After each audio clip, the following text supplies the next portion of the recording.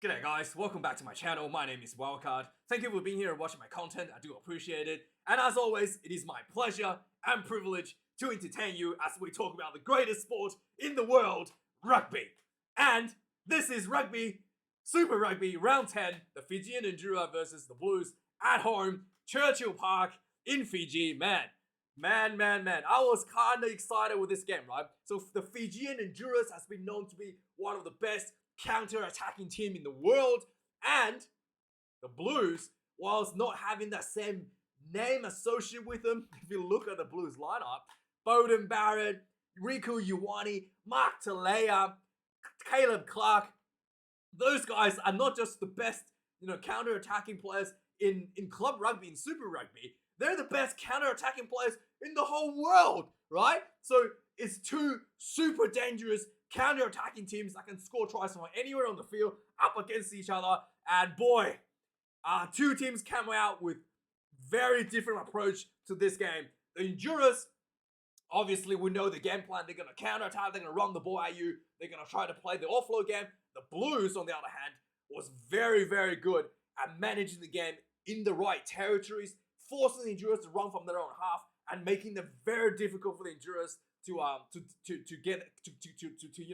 score, to play that flowing rugby, because they're just constantly being asked to run the ball out of their own 22. The Endurers, however, did really well in the wide defenses, in the edges of the field. So players like Mark Talea, and Caleb Clark has been really shut down the whole game. They really wasn't able to find that space. Mark Talea especially has been so informed this year. He's been basically carving through defense lines through the entire Super Rugby season, over world-class players against New Zealand teams, right? And he was not able to find any space in this game. So the Endurers really targeted those wide areas and shut those down. That's something that they did really well today. But the big glaring issue this game, once again, was the set piece and was the scrummaging, the lineouts and the scrummaging. The Blues really had a clear strategy, pinned the Endurers into their own half, forcing the Endurers to do a line out inside their own 22 and try to, turn the line out over or force an error out of the line out. And they have been very successful with that in this game. And the second key area, the scrummaging. I want to talk a little bit about the scrummaging because I feel like there's something that hopefully the Endurers can fix. It's not like so basically the Blues was able to get a penalty almost every scrum at will. So when they need it, they just do a scrum and it's a penalty against the Endurers. And it was consistently an issue with Tuanga Fasi. Obviously, Ofa Tuanga Fasi is one of the best scrummagers in the world. Was able to basically pop Tawaka's head out in the scrum, resulting in a penalty. Essentially, if you pop your head out, that's just straight away a penalty. Even though it's the opposition that's forcing your head out of the scrum, as long as your head is the one that's popped out first, the referee have no choice but to give the penalty to the Blues. So this is something that happened a lot this game against the Endurers. So yeah, so this is a little bit of technique issue here I want to just talk about. So I'm not the biggest player in the world. I am probably most people would not expect me to play a forward. But believe it or not, I played in my senior years in school. I played tight head prop. Yes, I played tight head prop in the first 15. The reserve tight head was much bigger than me, and I was the smallest player in the 4-pack. And no, I was not there to fill a quota, okay? But one of the things that I do better than the other tight head prop is the technique. It doesn't matter. It's not about the size. When it comes to scrummaging, it's not about how much you can leg press, okay? That obviously helps, but it's about how you can deliver the weight. It's not just doing leg press. It's more of a wrestle. It's a little bit of a wrestle. You're constantly kind of very subtly jockeying for space. You kind of try to maneuver the other guys, your opposite props body position. You constantly try to readjust your position. You're trying to set the opposite props body out of line. So then the locks can kind of deliver the force, deliver that push straight onto you. There's a lot of little things going on in the scrummaging that is, especially in the tight head forwards, in the front rowers, that's not just straight up being bigger would make it better for you. Like, being bigger helps, but there's a lot of technique that can alleviate a lot of the size and strength advantage that a player has over you. So obviously, one of the things that, let's just have a look at the scrummaging, right? So let's look at a typical picture of a scrummaging. So that's a typical scrum, right? And you have everybody pushing straight. This is actually like a textbook looking scrum. Everybody's pushing straight. The hooker is the All Blacks hooker is trying to get pushed straight onto the. Everyone's pushing straight here, right? So that's the typical scrum. But the hooker in the scrummaging, not hooker, sorry, the loose air prop has a slight advantage over the tight head prop in the opposition tight head prop, because the opposition tight head prop is pushing against two players, and the hooker has a bit of room to move sideways, which gives him leverage against the tight head prop. And that's what Tu'ungafasi was doing. He's able to move himself slightly off center and able to get his head under the chest of, let's get his name of Tawake, and pop. And basically, when Tu'ungafasi pushes his head up into the chest of Tawake, his chest bends in, like his chest basically caves in like this. And when your chest caves in, your spine bends, and immediately you're either going back or you have to pop your head out. Once your spine is bent, we all know you gotta go into scrum with a strong, straight spine. Once your spine is bent, which is what Tu'ungafasi is able to do by pushing his head against your sternum, it gets popped out or you get folded up backwards into your lock. Either way, it's a penalty. That's what Tu'ungafasi was doing. That's what he was able to successfully do. And this is something that if you played a prop, and this is something that I dealt with all the time as a prop. It's something that it's just something that you do. And the way to deal with it, there's two steps to it. Number one is obviously your body position. So one of the big thing you can do to stop your sternum from caving in when he pushes onto you is pinch your shoulder blades tight. If you pinch your shoulder blades tight and you push your chest out like this, it's almost impossible for him to push your sternum, to bend your, to pop your spine, like basically bend your spine by pushing to your sternum.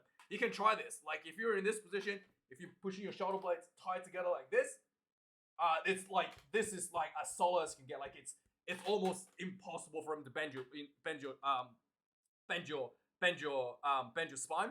And number two is that you want, because the fact that he's hinging on a bit of an angle onto you, you want him to get closer to your hooker and get yourself closer to the opposition hooker and really transfer that way onto the opposition hooker.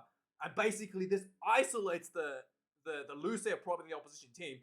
And this not only alleviates the weight that is pressure onto your sternum, but this also transfers the pressure onto the opposition hooker. So if you bind yourself tight and you wedge yourself closer to the opposition hooker, Tu'ungafasi basically will have to pop out his own hooker before you pops your head out. So he's, if that makes any sense. So Tu'ungafasi will basically, because you're so rigid, the only way he can pop you out is to pop his own hooker out first, because you're wedged up against the opposition hooker, right? Now, with all that talk, you might be like, I don't know what he's talking about. So let's look at a picture here. This is a very, very perfect picture of what I'm talking about. So as you can see here, this is exactly what's happening in the scrum today. I don't have any footage, obviously don't have any footage of that, but this is exactly what's happening today. The loose air prop from, this is obviously England versus Ireland. The loose air prop from what's it called? From Tu'ungafasi is pushing in the angle exactly like this into the sternum of Tawake. And as you can see here, this is Andrew Porter, this is Kyle Sinclair from England, Andrew Porter from Ireland, and Sinclair, as you can see, exactly like I said, he's putting his shoulder blades together. You can see that, and then he's going into the hooker, the opposition hooker. It's very clear he's going into the hooker here. And what has he done? What's he done is, Andrew Porter, right?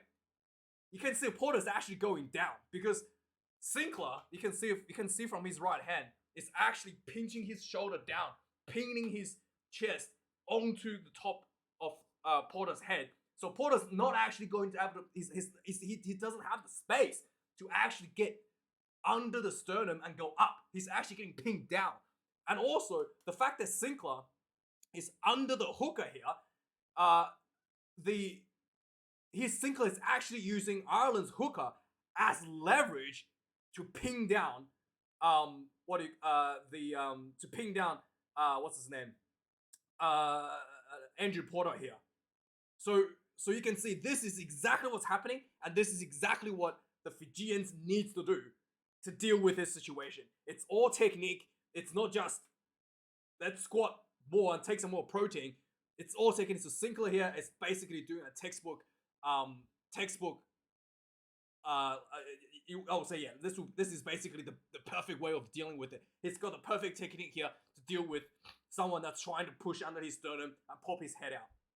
And as I remember this game, the England scrum is, despite having a red card, and they have Jack Noel on the wing, attached him to the flanker, the England scrum was actually dominating over the Irish scrum, surprisingly, in this test match. Despite having a red card to their lock, they had Courtney Laws moving into lock position, and they had Jack Noel on the flanker, but the England scrum was actually dominating the Irish scrum here. So that is something that I think the Fijians can work on and improve dramatically in that set piece area.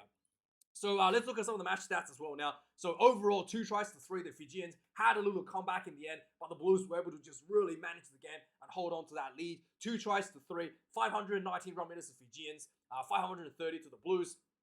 And turnovers conceded, 11 against the Fijians, 12 against the Blues. So the fact that the Fijians conceded fewer turnovers than the Blues is just a really big positive there for the team. In terms of tackle count, 104 for the Fijians, 27 missed tackles. A little bit too many there, a little bit too much space given to the Blues players. The Blues, however, had an also okay-ish, I would say, tackling percentage. 100 tackles made, 19 missed tackles. Not great, but not awful either.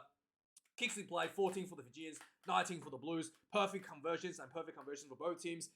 There was one kick from, what's his name? Rob Valentini's brother went from all the way from the sideline, got kicked in from straight down the center from the touchline. The conversion was really, really beautiful to see. It was an absolutely magnificent kick. When it comes to lineouts, both teams had 0 lineout loss, but the Fijians had overthrown a number of lineouts under pressure quite a few times, being pulled by the Blues. Again, the scrum, even though he says there's only 1 scrum loss, there's only 1 tight head feed lost by the Fijians, the Blues was able to repeatedly get penalties out of scrum. So a lot of these penalties on the Fijian side were just scrum penalties. So when it comes to actual penalties on the field, it's actually really less than 10. It's actually really few, which is really, really good. The Blues actually given away 11 penalties, and none of them are scrum penalties. So yeah, this is actually overall the Fijian actually had better discipline over the Blues. So that's another big positive for the Endurers. So yeah, let's have a look at some of the key moments in the game. So the Blues came out, the both teams would come out swinging for the fences, and no one was able to get anywhere. The Endurers was going just toe to toe for the first 25 minutes. I did not expect. I thought somebody was going to crack, maybe within 10 minutes. Just went head to head, toe to toe, 25 minutes or so. No one was able to score until Blues finally got a penalty inside the Fijian Drua half. Due to an offside, and then they kicked the first 3 points on the board. That tells you something. If the Blues gonna kick 3 points after 25 minutes, not able to score any, it shows that the mentality of the Blues and how difficult it is for the Blues has been fighting for that first 3 points on the board. And then after the first 3 points were scored, what happened here? Oh yeah, so after the first points were scored, the Blues were able to get themselves in some bit of more momentum. Sullivan was able to find himself a nice little break, and just like a half break, and just nice little offload to Rico Ioane, who came in on a nice little unders line, just punched straight through, and Rico punched straight through and went straight in for the first try for the Blues. Rico Ioane, he looked a little bit skinnier than normal. Is it just me? He looks like he lost weight. I felt like he looked bigger last season. He looked like he lost weight, but he hasn't been scoring any tries for 6 games now. So this is the first try he scored for a while. So yeah, I don't know what's going on with Rico, but it's good to see him finally breaks through that drought and get a try on the ball for himself. There was a little bit of interesting referee calls here in the game. So the Blues has kicked the ball, basically had a knock-on advantage, and one time they kicked the ball out on the full outside their own 22, and another time where they kicked the ball dead, right? And the referee basically said, hey, it's no advantage, go back for the scrum to the Blues. despite the fact that it's a knock-on advantage, based on my understanding, the kicking of the ball is the advantage. So once you kick the ball, the advantage is gone. It's not like you kick the ball and if it's a bad kick, you get the advantage back. No, it's once you kick it, it's gone. So twice, the referee Ben O'Keefe has called back for a scrum after the Blues had punted the ball downfield poorly. Did a poor kick downfield after getting a short on advantage. So I'm pretty sure this is wrong. But let me know what you think. I thought Ben O'Keefe definitely got this wrong here because the act of kicking the ball away is taking the advantage. So yeah, I don't know what's going on there, but yeah. Anyway, so yeah, after some of this, after the second try was scored, the game played on. Up to about the 32 minutes into the game, the Blues gets a penalty 50 meters out. Plummer goes for this long range kick straight out of center. But I thought this was just, another sign of desperation for the Blues, in the heat, with the pressure applied by the Fijians. They really just wanted to get every point on the board. Like, it's very rarely do you see Blues go for a 50-meter kick, 3 points. But they did this time. They did get their points. So suddenly the Blues are up 18 points to 0. The Fijians finally get themselves in back and got everything, together. They put themselves in a good position inside the Blues half. Just a lot of pressure, a lot of nice little half breaks, and eventually the Fijian Drua found space out wide. The ball goes wide to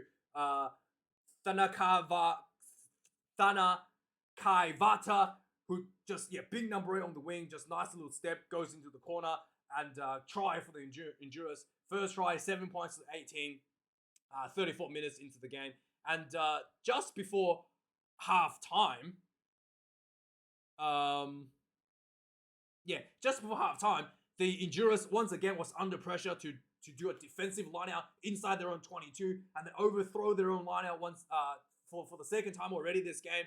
And then the Blues kind of recovers the game, and then just a little bit of just a bit of fast ball, nice little handling for the Blues, and then eventually the Suafoa, nice quick pick and go, drives himself over for the second try for the Blues just before half-time. So half-time, the score was 20 points to 7, I think it was. The Blues was leading. Beauden Barrett converts this one. So 20 points to 7. The Blues were firmly in control going into the second half. Second half starts again. The Blues was able to just dominating the Fijian Drua scrums, was able to just get penalties at will every time there's a scrum.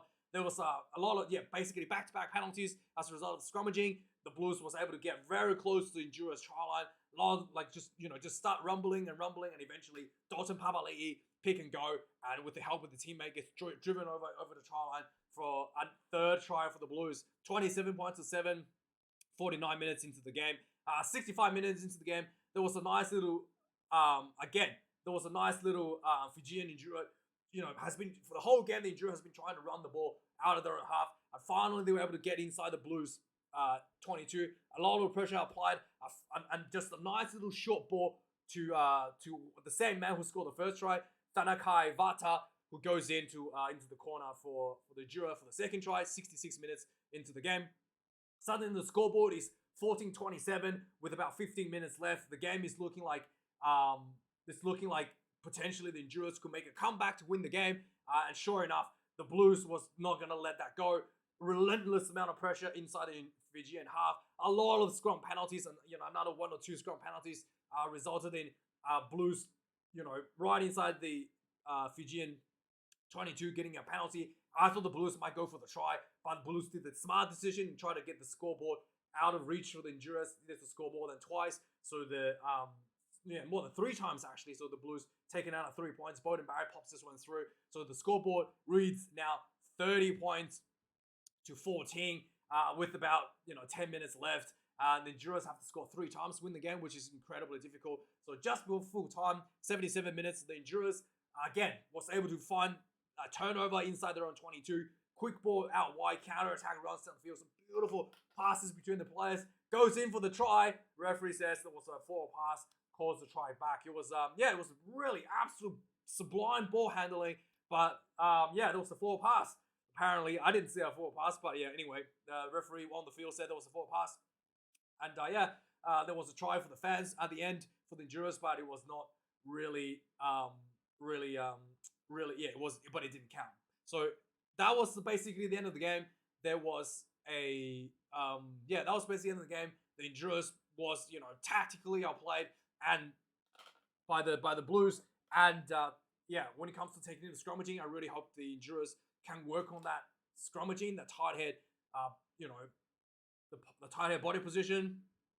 Have a look at this picture. This is exactly what you need to do to deal with someone boring in on you, to try to pop your head out. And hopefully somebody can see this and maybe they can, figure it out. But yeah, let me know your thoughts, guys. Like, comment, and subscribe. I really do appreciate you watching this. And I'll see you guys later for more reviews and next week for the news. Cheers.